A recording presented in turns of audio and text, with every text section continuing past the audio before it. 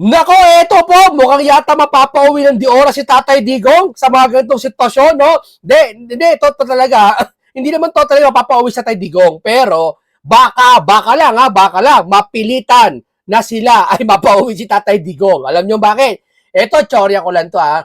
Huwag niyong bigyan ng ano to, ng kaseryosohan, ha? Pero may hawig, no? Unang-una si Sara nagpahayag ng tatakbo siya bilang isang pangulo. Ngayon, kung may anomalya man, totoo man, na itong mga maris na to, nilabas nila affidavit ni Atty. Baligod, ha, na tungkol sa ICC na may kasabuatan nangyari, may milyon na pera ang pinag-involve, ha, mahalungkat ito sabi ko sa inyo, mahalungkat ito na kung si Sara manalong presidente at doon mapapahiya ang mga ICC sa buong mundo. Ha? Alam nga naman, natuklasan na, napahiya na, ikulong pa nila si Duterte doon. Di ba? Kahihiyan yun. Aba, iba na yun, illegal detention. Di ba? Hindi naman. Pero, ang sa akin lang, mga kaibigan, pag ito napatunayak, ha, hindi ko alam kung kasi ombudsman, sangkot din pala si Boying, sabi ni Baligod eh. No? Pero kung ito, mapatunayan talaga at credible ang lahat ng ebidensya ng ito, na hindi AI ito, ha? Papaliwanag ko sa susunod kung ano yung mga pinagsasabi nilang AI na sinasabi nila edited daw. Ako magpapaliwanag sa inyo kung bakit. Ha? Professional to, IT to. No, ganito. Ngayon, pag nalaman ito na totoo talaga itong mga sa ICC to, baka mapilita mapauwi mga, hindi, totally, di ba? Buko na kayo eh. Kung talagang ebidensya talaga mailatag ng 100%, ha? Talaga walang kawala ang ICC, ha? Mapipilitan sila sa Tatay Digong mapauwi. Bakit? Kaya alam, kaya pala dyan si Tatay Digong kasi nabigyan kayo ng pera. Lalabas ganyan eh. Yan lalabas na ganyan, ha? O ito, si Sara po, ito po, nagsalita na po si Sara tungkol dyan.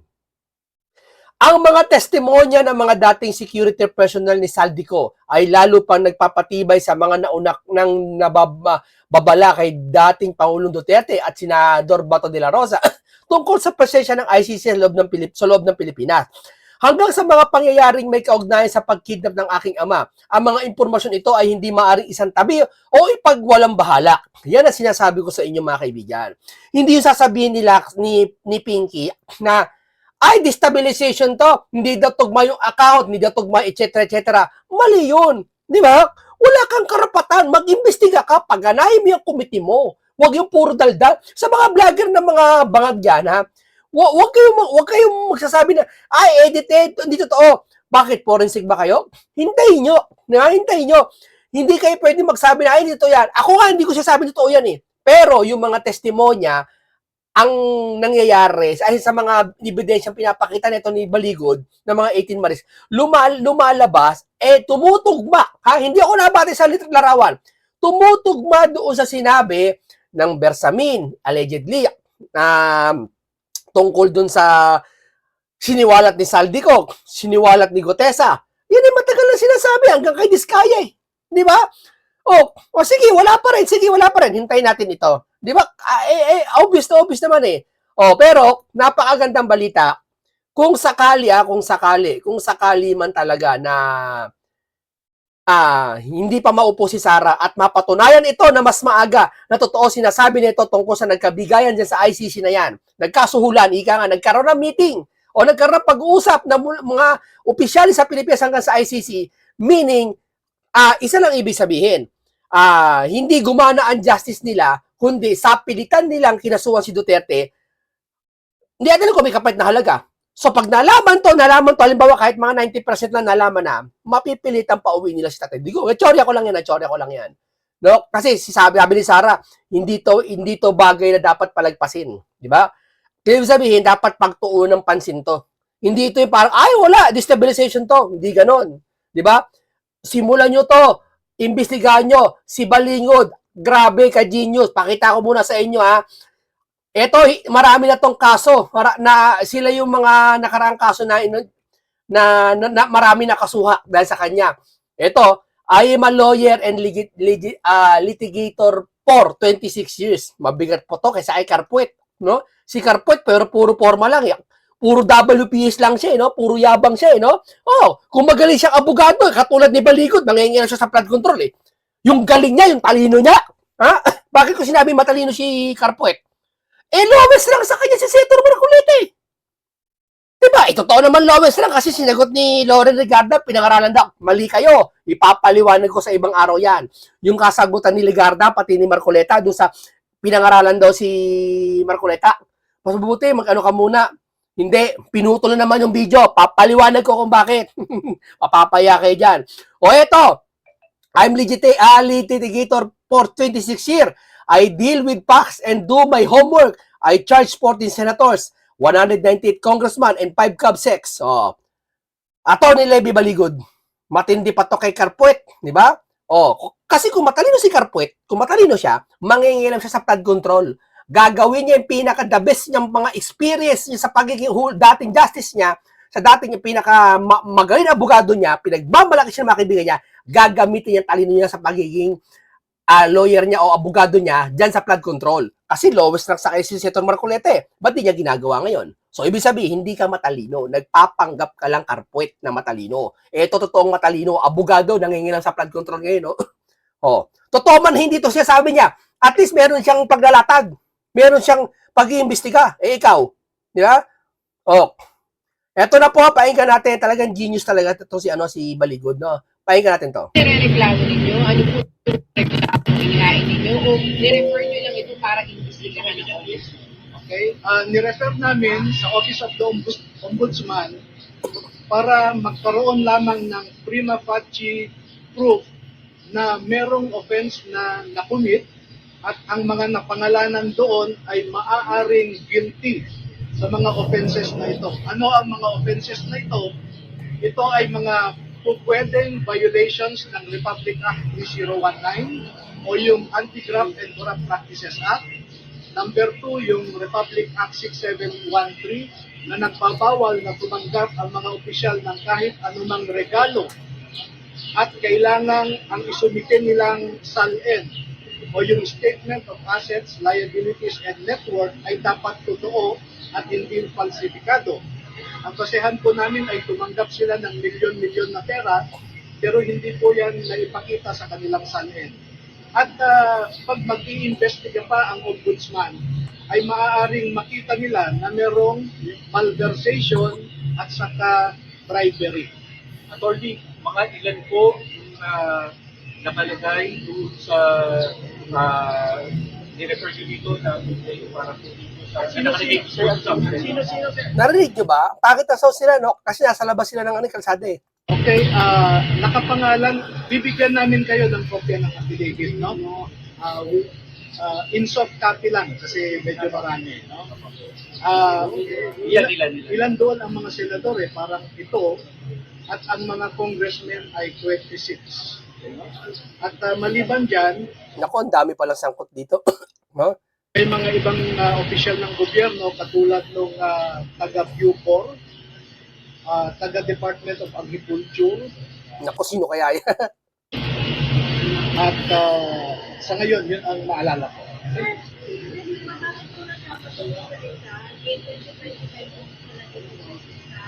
Nagkaroon po ba ng error dito sa aking previous? Can you clarify that? Noong ginawa ko kasi itong affidavit para sa kanila, base sa kanilang salaysay, ang nabanggit kasi nila, yan si Congresswoman De Lima, no? Isa-isa. At I think mga 10 beses na ni-review nila. No? Every week, bumabalik ako sa kanila, binibigyan ko sila ng draft, etc. Ngayon, si Congresswoman Laila De Lima ay nakikita kasi na nakikipagpulong sa Unit Town 8 sa Polo Club Townhouse sa Forge Park. O, nakikipagpulong sa Tom House Forbes Park daw, sabi. At yung mga pumirma sa affidavit, sila kasi yung naghahanda ng pera, sila yung nagdadala, sila rin yung nagbabantay. No? At bago ang meeting, dinadala sa loob ng meeting place. At makikita nila na yung bitbit nila ng mga bagong lagahe na may pera. Paglabas ng mga nag-meeting doon, ay bitbit na rin nila ang kaparehong paper bag o kaleta man yan. At isa si Congresswoman Laila De Lima na nakita nila mismo, eyewitness, na nagdala ng paper bag na may salapi sa loob. O, tamo. May nagdala ng salapi. Di ba nabanggit na ito, hindi daw totoo yung, latest to pero nabanggit niya before, bago siya mag-interview dyan, nabanggit niya na Yung kay Dilima daw, hindi daw totoo yun. Hindi nga totoo yung kay Maleta, pero may paper bag na lagi nyo nakikita na dinadala. Ayan sabi yun. Na hindi magkukulang na 5 million. Pero earlier sa mga napapagod na nasa listahan, tinatawag nila na Ako, mukhang may makukulong na naman yata sa 2028, si Junel. Junel Part 2. sinungalingan, Ang hilig mo talaga tumanggap, no? Ng pera, no? Sino ba yan? hindi totoo, at meron pa rin sasabi, wala raw kredibilidad itong na mga hawak ninyo naglalabing walo na ito lahat, attorney. Normal po na yan ang sabihin ng mga naaakusahan. Sa tulad din po noong PW scam noon, na ganyan din ang sinasabi. Sa PDAP scam siya din eh. Na, di ba, wala daw kabuluhan, wala daw, ano. Pero tignan mo. Mga Tingin ko itong lalaking ito, si Atty. Baligod, ito na ang katapusan ngayon ng ICC. Tingin ko baka ito ang magpapauwi kita Tatay Digong. Dahil sa kanya. Tingin ko at tingin ko sa diskarte nitong taong ito. mambabatas natin na peke, pineke ang firma ko, walang kredibilidad, sina Ben Arloy. Normal po yun na depensa nila. Kaya po minarapat namin na idulog ito sa tamang ahensya ng gobyerno, ang Office of the Ombudsman, dahil ito lamang ang pwedeng magsagawa ng isang investigasyon. Pero napabanggit si Ombudsman dun sa mga, may ganun ba na napabanggit si Ombudsman pagkatapos ay Ombudsman pa kayo nagpunta?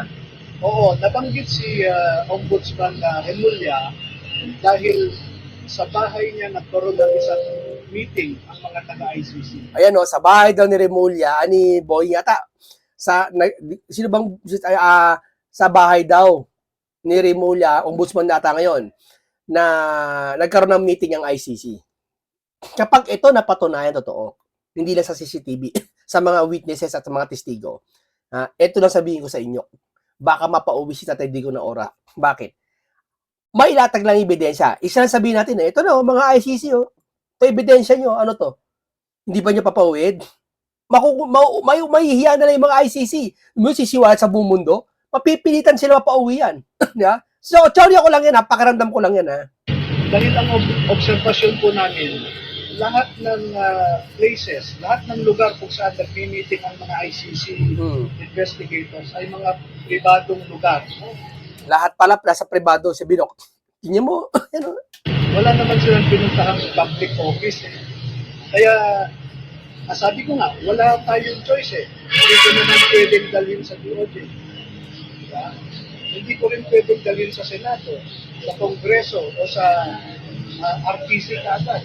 Walang ibang ahensya ng gobyerno. So, inireklamo nyo rin si Ombudsman. Well, makikita niya doon na actually nakikipag-usap siya sa ICC. Siya ang alter ego ng presidente.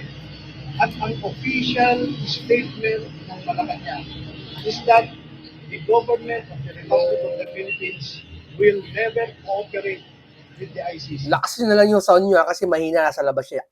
And yet we have a high-ranking official of the government, no less than the Secretary of the Department of Justice, cooperating with the ICC. And we have a maxim in law that what you are prohibited to do directly, you cannot do indirectly.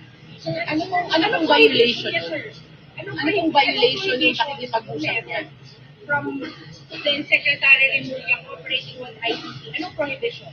You know, if you look at Republic Act 3019, if you cause undue damage to a person, Ano pong undue damage ang nakakos niya by talking with the ICC? well, I will not tell you now the possible connection.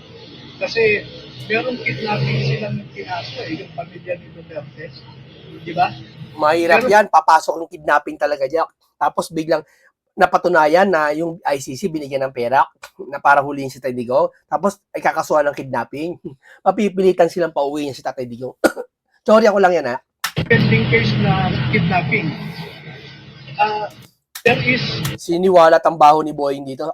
what we call conspiracy or collusion. Kaya ayoko munang mag-komento dyan. Sir, may nagpopondo raw sa inyo. Meron daw nasa likod ninyo, kaya kayo kumikilos ito. Ano Lahat na lang Lahat na lang, no, may nagpopondo, may nagbibigay ng pera, no? Kahit Chabit na bilyonaryo, hindi nila masabi yon. Nababayaran ka kasi bilyonaryo si Chabit eh. Ganyan yung mga yan. Pag wala sila may butas, binabayaran ka na. Si Marcoleta nabayaran daw ng China, sus naman. Pero pag kay Chabit, hindi nila sasabihin yan. Sisiraan nila si Chabit ng personal. Yeah, sabihin nila, script. Pero hindi nila masabing binayaran si Chabit. Kasi bilyonaryo si Chabit eh. Yeah? Ganyan yung mga yan, wala maibang maisip. Lahat binayaran. Antindi, no? Lahat binayaran. Ano yan, titindi nyo? Walang katapusan yung pera. O, palagay natin si Kasara, no, nangurakot na 1 bilyon, no? 1 bilyon nangurakot, no? Ano, pampabayad lahat sa ganyan? Ayun naman, no? Ang dami niya, mula dati, binayaran. Nasa 10,000, mga nasa 1,000, hindi naman 1,000. Mga nasa 2 individual na, binayaran. Ano, binayaran lahat yun? Sa kukuha ng pera. Ano ka ba naman? Hindi naubos yung pera. Ano ba? Sige, palagay natin nangurakot si Duterte, no? Hindi naubos yung pera niya kami migay. Para bayaran to mga tok. Buot pa yung vlogger, binayaran daw. Tanong mo magkano binayad? Mga 200 million daw. Sa kukuha ng perang ganun? Ibig sabihin sa 10 tao, 200 million, ilan na? 1 bilyon? Sa kukuha si Sara ng ganun? Kayo naman, binayaran, kalokohan yan. Katulad ng sasabihin ko kanina pa, normal na akusahan nila ako ng kung ano-ano kapag may nag-call po sa akin. At pwede rin naman ilabas nila yung ebidensya nila na ako ay pinopondohan. I can open my bank account, perspective, anything. Welcome tayo. Ba't ayaw nyo ilabas yung mic na malakas ang pang outdoor na mic? Ba't ayaw nyo, gusto nyo yung mic na ganyan na mahina? Ba't ayaw nyo mga news? Sir, yung pera na nag-take action na hindi daw yung amount na hindi siya accurate kasi kung sinasabi niyo sa national budget, parang Ang sinasabi ni yung amount na sinasabi. Okay. Ang sinasabi kasi ni Senator Lam, Tama, may mic na mas malakas dyan, no? Hindi bias yung mic na yun. Tako, yung mic na mahina, bias yun. Nanda mo. ang assumption niya, ang mga pera na ito ay galing sa flood control projects lamang. Marami pong ibang pinanggagalingan. Department of Agriculture, Department of Environment, no? Yung mga Akala ni Pinky, yung pera na yan, isa lang pinanggalingan kaya tataka siya, hindi tugma dun sa nakurakot. Ang hina talaga ng kukuti ng Pinky na yun, no? Ewan ko bakit kailan tumanda. Alam ko pag matanda ka na, master ka na eh. Alam mo na, dalubasa ka na. Ito, tumatandang din, tumatandang paurong eh, tumatandang paingot eh. reforestation program, no? Yung mga irrigation projects, kasi ang pinupunto lang niya yung flood control eh. Pero meron tayong irrigation projects na maraming cost dyan. Okay, at makikita nyo naman, at kahapon lang naglabas ng statement si Congressman Erice na di umano yung 2 billion na confidential fund ng customs ay tinuha daw ng ating presidente. No? So maraming pwedeng panggalingan. Halimbawa, yung aligasyon na yung Bucor chief ay nagdala ng pera kay Saldico. No? Eh, hindi naman yung galing sa flood control. And even assuming na flood control lang, ang total niyan mga 1.3 trillion eh. Ang flood control fund, 1.3 trillion. Eh, kung makita nyo yung sa PDAP scam, 60 to 70% ang pinupuhan ng mga magbabatas. Kaya yung sinasabi niya, 70% ng 1.3 trillion is about 800 billion. That is accurate. Kasi nga, binase ko yung statement ko na yan dahil 3 hanggang 4 na beses ang mga dating sundalo na ito, ang sinasabi nila na nagde-deliver sila sa Forbes Fund. Ayan o, napakalinaw o. Alam mo, ilang beses na natin narinig yung pagde-deliver sa Forbes Spike na yan. Hanggang ngayon yung CCTV doon ayaw kuha ng impormasyon. Ano ka ba, Pinky? Ano ba committee mo? Ano ba accomplishment mo, Pinky? Sige nga. Ano ba? Sino ba mag-iimbestiga nito, mga vlogger? Mabuti pa nga si Jesus Duque. Kailan yun? Yung vlogger na medyo may mataba na napunta doon sa Ilocos Norte, binubunyag yung mga ghost project. Buti pa mga vlogger nag-iimbestiga, legit eh. Nagagawa eh. Eto mga to. Ha? Patayin niyo mag-imbestiga. Kung ako, Forbes Park, mamahaling subdivision, wow. Yung pipitsugin subdivision niya, may mga CCTV, kahit mumurahin, meron eh. Eto, Forbes Park, mawala ng CCTV sa ganitong date, ha? Ang alam ko, bago itapon niya, 1 taon. O, i-review nyo yung mga sasakyan na plate number na binigay ni ni Baligod, Atty. Baligod, i-verify nyo sa LTO kung existido pa. Eh kung existido pa, kung hindi ba, at least merong ganun exist na plate number, tignan nyo kung nakapasok sa Forbes Park yun. Doon malilinawan na kayo. Wala bang gumagawa niyan? Hindi nyo ba naisip yan? O naiisip ng vlogger katulad namin? Diba? times a week at hindi bababa ng 20 na bagahe kada delivery. At Nakakita lang, sir, may pera. Pera to ni Saldico na pinampabayad Yes. sa mga politiko Yes. para Galing- anong gagawin? hindi ko po alam. What Walang is sinasabi. your allegation? Kasi di ba, sir, sabi niyo, pera ni Saldico, ginagawang bribe sa mga public officials para saan? Wala po kaming sinasabing bribery, ha. Ang sinasabi ng Ano kayo? Eto, uubra kayo, litigator, ni lawyer, ha? Ang daming nakasuhan. Hindi kayo lulusot dito. affidavit nila ay nagbibigay ng pera si Saldico sa mga government official na ito. Para saan? Para Kaya- saan daw po yung pera? Pag makikita po ninyo yung referral po sa Ombudsman, there is a possible violation of RA 3019 at saka 6713. At ang klaro na sinabi ko, maaaring makita rin ng Ombudsman kung mag-investiga later na kung pwedeng may violation. Dapat hindi ombudsman, wala eh. Talagang corner tayo, nilagay yung si Boying sa ombudsman talaga para siguro dyan sa mga ganyang aberya eh.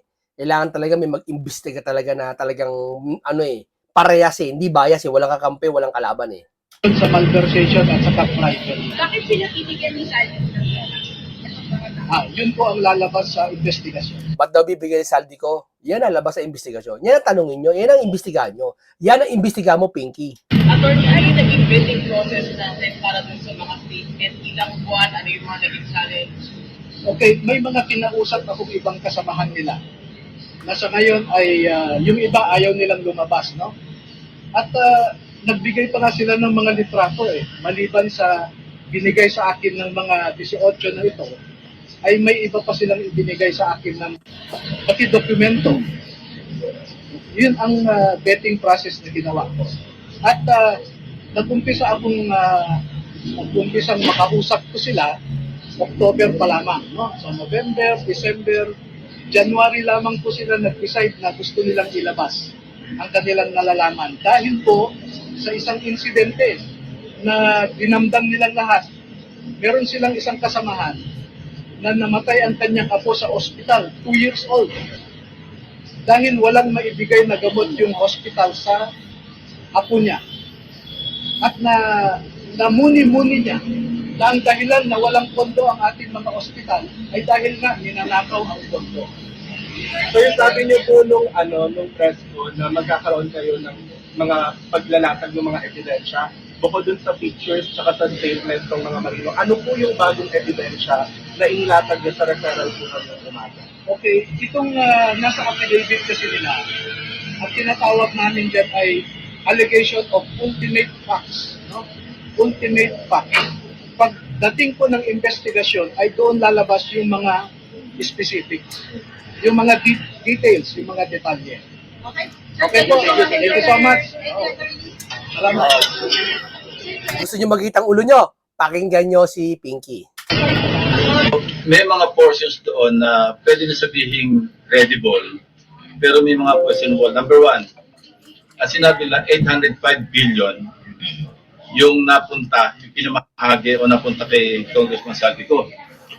Well, from 2023 to 2025, ang total amount ng flood control projects, 1.13 trillion.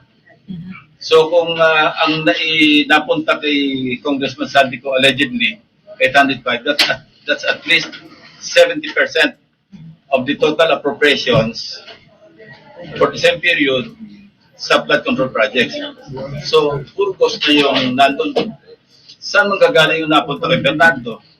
Saan ang napunta Oh. kanya Alcantara? Yan ang pinaproblema niya na kung na yung dapat kumpleto yung nakurakot, nakurakot 100,000, dapat 100,000 rin doon sa mapabibigyan. Sir, napakahina niyan, sir. Napakahina niyan ganyan. Ewan ko ba't mo sinasabi yan. Ewan ko, di mo na nasabi na mahirap nila, sabi mo na. Di ba? Hindi ganun yun, sir. Hindi ganun po yun, sir. Ha? Ako, halimbawa, ha? Oh, ikaw, gwardiya, palusutin mo to, ha? Palusutin mo. Meron ka sa akin pera. Gustong bumali. Sir, bali na ako. O sige, bigyan kita ng 200,000. Sa'yo na yan. Pera ko yun. Ang tawag doon, paluwal. Pinaluwalan ko. Kasi alam ko, may makukurakot ako mas malaki. O, pinaluwalan ko, ha? Tapos, bali wala na yung 200,000 na binigay ko kasi may makukuha ko. Ang dami. Billion daan-daan milyon Bali wala na yun. O, yung ba na-compute yung 200,000 binigay ko sa gwardiya? Ha? Hindi naman porkit sakto na Ano ka ba naman, Pinky, Sa competition ka na base? Kaya destabilization? So, sobra yung computation. Sobra computation. Ay, sobra competition. Sus Mariosip naman to.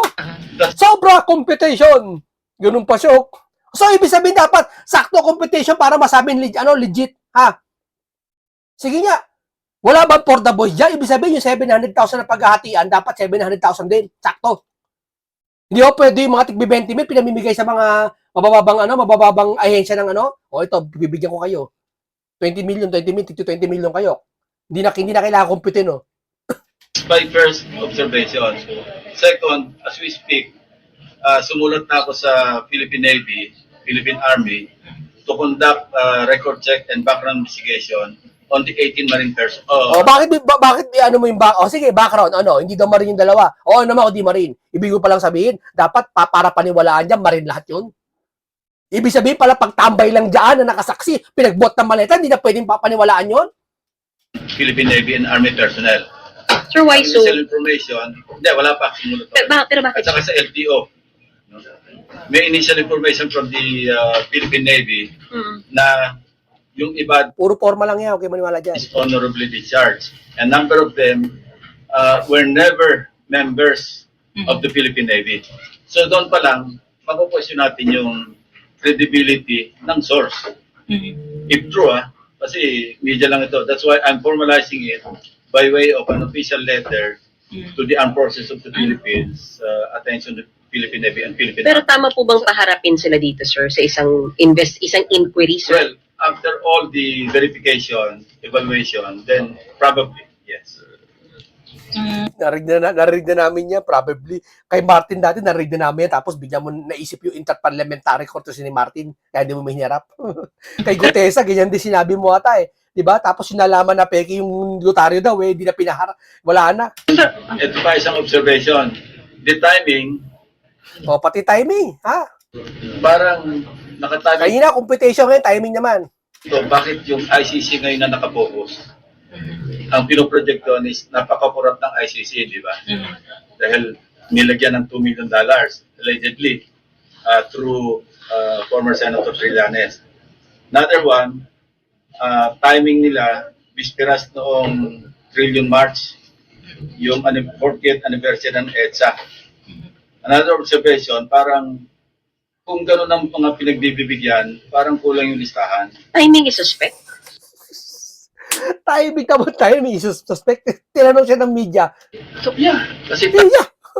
timing ng Questionable? ICC confirmation of charges. Okay. Ang timing din, yung Sir, wala kang karapatan, mag-imbestiga ka. ngayon, yung February 25, yung EDSA, 40th anniversary ng EDSA.